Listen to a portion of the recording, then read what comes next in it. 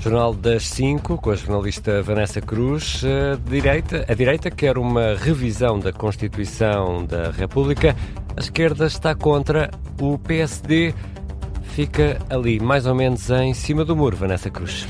A sessão solene dos 50 anos da Lei Fundamental fica marcada por esses posicionamentos mais ou menos claros e também pelo discurso de André Ventura, que levou alguns deputados da Assembleia Constituinte a abandonarem as galerias. O líder do Chega assumiu durante o próprio discurso que fez a falta de cortesia que estava a ter para com os deputados da Assembleia Constituinte, que foram convidados pela Assembleia da República. Estamos a falar de históricos deputados que ajudaram a elaborar a Constituição que temos hoje, embora tenha sido também revista já algumas vezes. André Ventura recordou as FP25 e os presos pós-25 de Abril e classificou alguns deputados constituintes como assassinos. Não é por saírem que a verdade não será dita.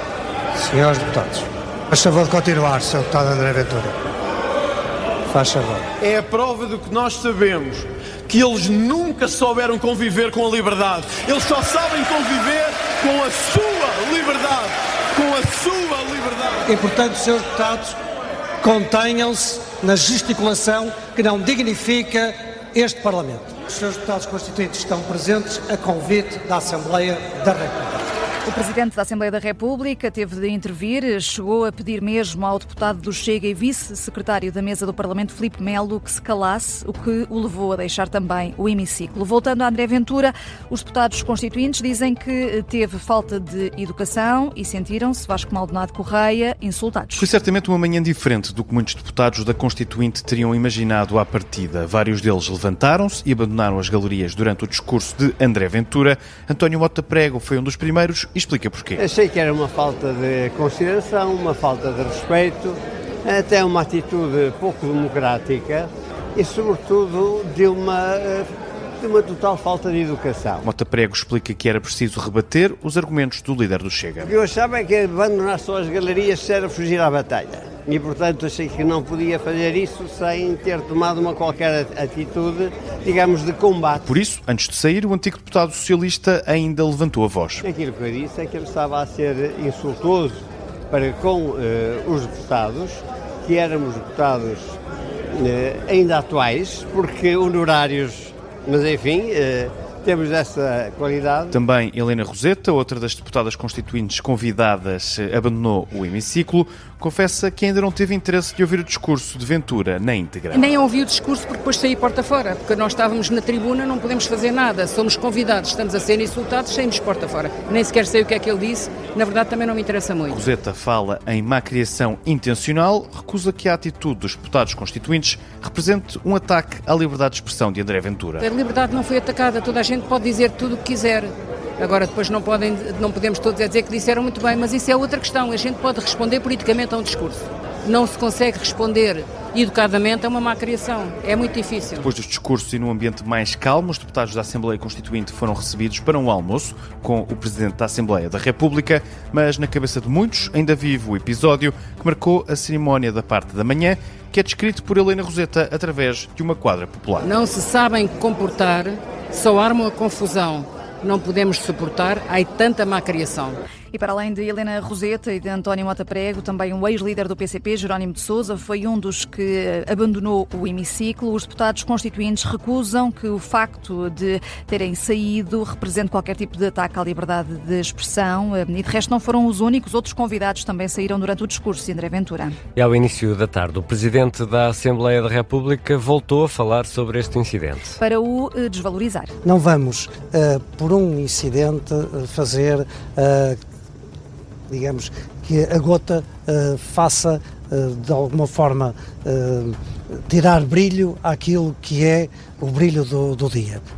Aguiar Branco, já depois da sessão solene dos 50 anos da Constituição da República. E precisamente nessa sessão, o PSD tentou escapar aos pedidos declarados do Chega, Iniciativa Liberal e CDS para uma revisão da Constituição. Pedidos à direita, avisos à esquerda sobre que parceiros é que vão ser escolhidos para essa eventual mudança do texto fundamental da democracia. O PSD, pela voz do deputado Cristóvão Norte, preferiu ignorar os alertas e valorizar a Constituição que existe, embora admita uma ou outra melhoria. Pode ser aperfeiçoada e atualizada, mas os seus alicerces devem permanecer intocáveis. são esses alicerces que são intemporais. O desafio do nosso tempo não é ter mais ou menos Constituição, é saber cumpri-la no que verdadeiramente importa. Sendo que Luís Montenegro não tem excluído rever a Constituição mais à frente, o líder parlamentar do PS, Eurico Brilhante Dias, alerta para os perigos de uma revisão constitucional à direita. Esta é uma Constituição que serviu e serve, onde se revêem os democratas, os firmemente democratas da esquerda à direita.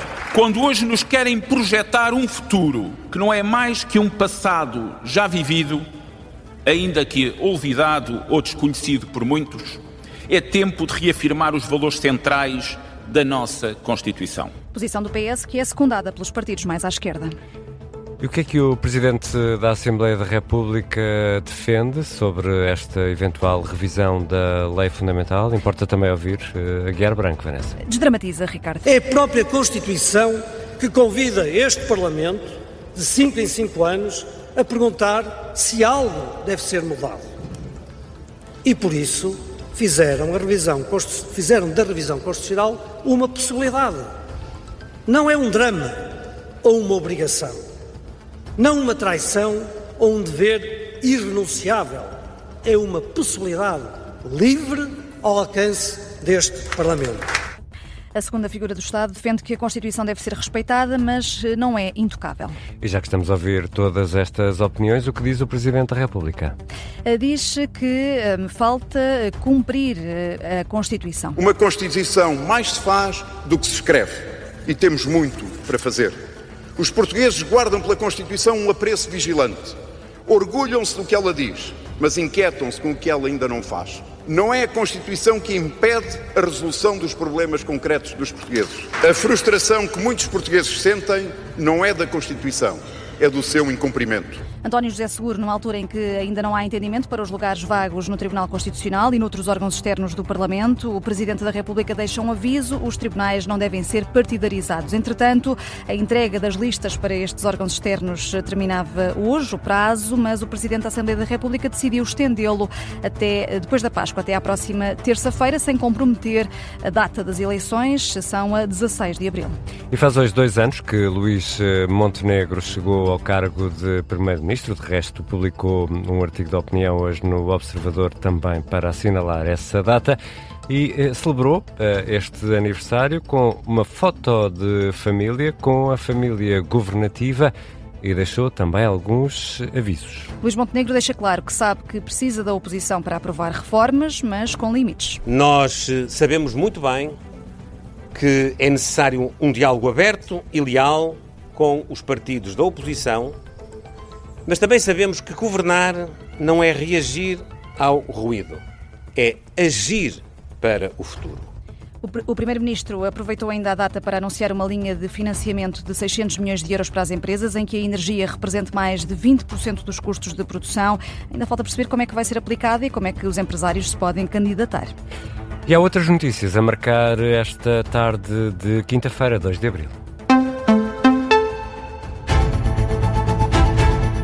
No último dia do prazo, a alemã Lufthansa oficializou hoje a proposta não vinculativa para a compra da TAP. Esta manhã tinha sido a Air France KPLM a fazer o mesmo. Por volta das 6h45, aqui na Tarde Política, vamos voltar a este tema com a editora de Economia do Observador, Alexandra Machado. O Ministro dos Negócios Estrangeiros reitera que é preciso avançar com medidas que garantam a liberdade de navegação no Estreito de Hormuz, uma declaração de Paulo Rangel na rede social X, depois de ter participado numa reunião por videoconferência organizada pelo governo britânico com 40 ministros de cerca de 30 países. Na mesma linha de resto, as posições do Reino Unido e da Presidente da Comissão Europeia, já o Presidente francês considera irrealista uma expansão militar para abrir à força o Estreito de Hormuz. É um dia marcado também pela aterragem na base das Lajes do primeiro drone norte-americano MQ-9 Reaper. A base militar açoriana vai servir como ponto logístico de manutenção e reabastecimento destes drones, que são classificados de drones assassinos. O Primeiro-Ministro chegou, aliás, o primeiro dos drones chegou pouco antes das 2 da manhã à Ilha Terceira. Está prevista a chegada de mais 3 a 4 destes drones. Ricardo, sabes o que é que vão comer os elementos da tripulação da Artemis 2 durante esta volta à Lua, para já bem sucedida? Não sei, mas deve saber a pó. Pois, é possível. Os alimentos têm de ser leves e com a capacidade de serem comprimidos, têm de ocupar o mínimo espaço possível, mas fome não vão passar, têm um menu até bastante variado. Granola com mirtilos, é bom. Salada de fruta, brócolos gratinados e wraps, muitos wraps. Isso parece um brunch espacial. É quase isso. Na Apollo 17, a última vez que um astronauta pisou a Lua, em 1972, a refeição mais comum consistia num prato de frango com arroz, muito simples. O menu é composto por mais de 180 porções por toda a equipa, bolachas, bolos, chocolates. O único membro da tripulação que não é americano, é do Canadá, leva 5 produtos alimentares canadianos, não estão discriminados no menu, são uma surpresa. E podemos saber mais sobre esta missão? Estamos todos de olhos postos na órbita terrestre e na órbita da Lua a acompanhar esta missão Artemis 2 e a Orion, que está a caminho da órbita da Lua, e podemos saber mais no site do Observador. Temos vários artigos, um deles descreve o menu que a tripulação tem ao seu dispor. Vanessa Cruz vai regressar às 5h30.